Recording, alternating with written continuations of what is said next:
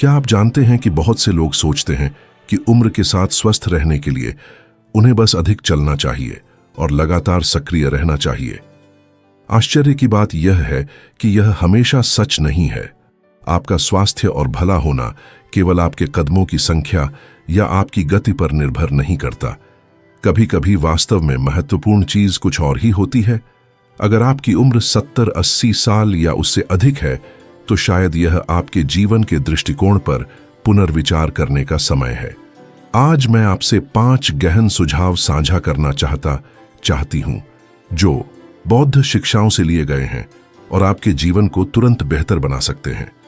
हम बात करेंगे कि वास्तव में आपके स्वास्थ्य और आंतरिक शांति में क्या योगदान देता है। ज्यादा चलो, हार मत मानो, उम्र के खिलाफ लड़ो जैसी सोच को छोड़कर हम यह जानेंगे कि धीरे धीरे चलना, ध्यानपूर्वक रहना और सामंजस्यपूर्ण जीवन जीना लगातार दौड़ने से कहीं अधिक संतोष दे सकता है। वीडियो के अंत तक बने रहे क्योंकि 5वां सुझाव शायद सबसे महत्वपूर्ण है, वह जिसे आपको आज सुनना जरूरी है। क्या आपने कभी महसूस किया है कि जीवन एक पल में गुजर गया और केवल जल्दीबाजी और अनंत कार्यों की यादें ही रह गईं? हाल ही में मैं अपनी 90 वर्षीय दादी के घर एक दिन बिताई। उनका शरीर भले ही अब नाजुक हो गया हो, लेकिन उनकी आत्मा में ज्ञान की चमक है।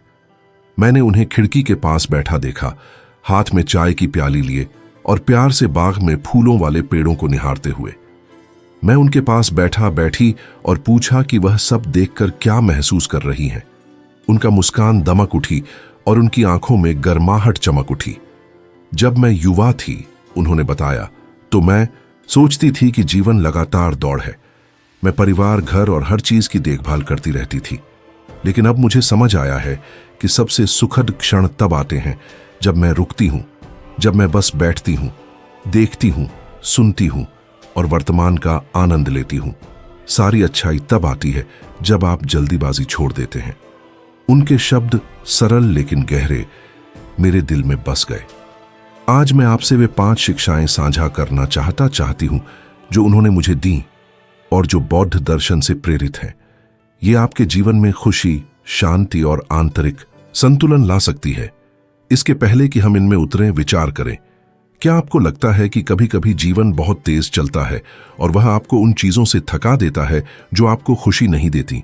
अगर आपका उत्तर हां है तो आप अकेले नहीं हैं। मेरे चैनल पर मैं तकनीकें साझा करती हूं जो संतुलन पाने में मदद करती हैं, यहां तक कि जब यह असंभव लगती है। अगर आप अपनी आंतरिक शांति से जुड़ना चाहते हैं तो इस वीडियो के विवरण में सभी विवरण पाएंगे। दादी का पहला सुझाव था धीमे चलना सीखना। वह कहती थीं कि गति कम करने पर आप उन चीजों को महसूस करने लगते हैं जिन्हें पहले आप अनदेखा कर देते थे।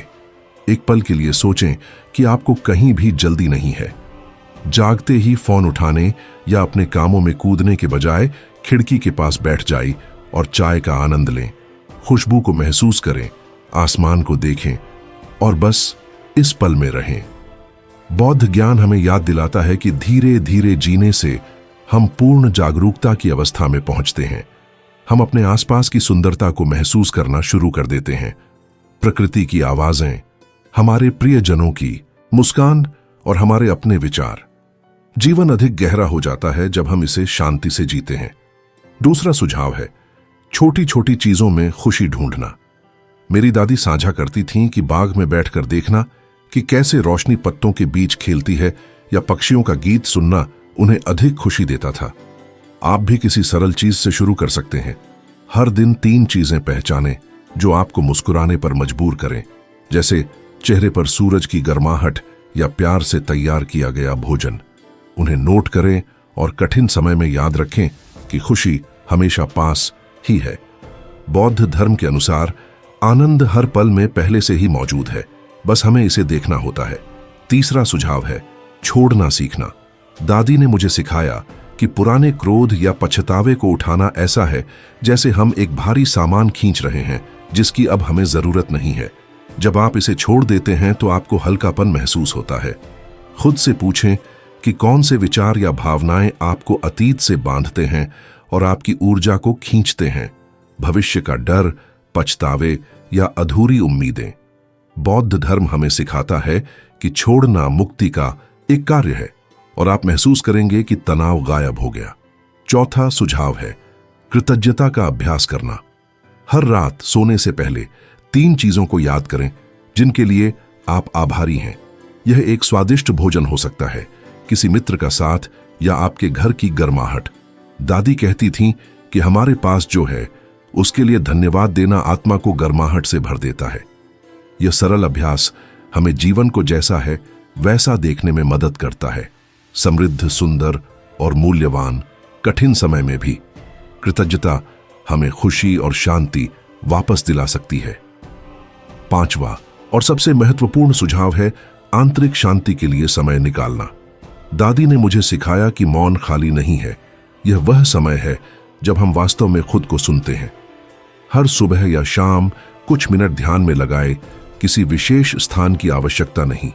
आंखें बंद करें, गहरी सांस लें और महसूस करें कि हवा आपके फेफड़ों में प्रवेश कर रही है और बाहर जा रही है। इस क्षण में आप स्वयं से जुड़ते हैं। बौद्ध शिक्षाएं याद दिलाती हैं कि सच्ची शांति भीतर से उत्पन्न होती है। इस आंतरिक मौन को पाकर हम बाहरी दुनिया पर निर्भर नहीं रहते और समझते हैं कि खुशियां पहले से ही हमारे भीतर मौजूद हैं। हम एक ऐसी दुनिया में रहते हैं जहां बचपन से ही जल्दीबाजी सामान्य हो गई है, हमें यह सिखाते हुए कि सफलता उन्हीं को मिलती है जो कभी नहीं रुकते। लेकिन यह सवाल करने लायक है, क्या सच में हमें खुश रहने के लिए इतनी दौड़ने की जरूरत है? क्या लगातार सक्रिय रहना उम्र बढ़ने पर हमें सच में अधिक खुश बनाता है? हमारा शरीर अधिक आराम मांगने लगता है, लेकिन मन अभी भी पुराने रिदम को बनाए रखना चाहता है। इस जीवन के चरण का पूरी तरह से आनंद लेने के बजाय बहुत से लोग काफी नहीं कर पाने के लिए खुद को दोषी महसूस करते हैं। बौद्ध ज्ञान हमें सिखाता है कि खुशी गति में नहीं है, बल्कि अपने स्वयं के रिदम के अनुसार जीने में है। 70 या 80 साल की उम्र में धीमा होना सीखना हर दिन को नए तरीके से अनुभव करने का अवसर खोल सकता है। हमने जो 5 सिद्धांत देखे, धीमा होना, छोटी चीजों का आनंद लेना, छोड़ना, कृतज्ञता का अभ्यास करना और आंतरिक शांति पाना, वे हमारे जीवन के दृष्टिकोण को पूरी तरह बदल सकते हैं। अगर आप इन शिक्षाओं को व्यावहारिक रूप से लागू करना सीखना चाहते हैं तो मैं आपको मेरे चैनल से जुड़ने के लिए आमंत्रित करती हूं। वहां मैं अनूठे अभ्यास, तकनीकें और प्रेरक कहानियां साझा करती हूं जो आपको सामंजस्य और खुशी पाने में मदद करेंगी। चैनल का लिंक वीडियो के विवरण में है। याद रखें, आपकी उम्र कोई सीमा नहीं है, यह पूरी तरह से जीना सीखने का एक अवसर है। मेरे साथ रहने के लिए धन्यवाद और अगले वीडियो में फिर मिलेंगे।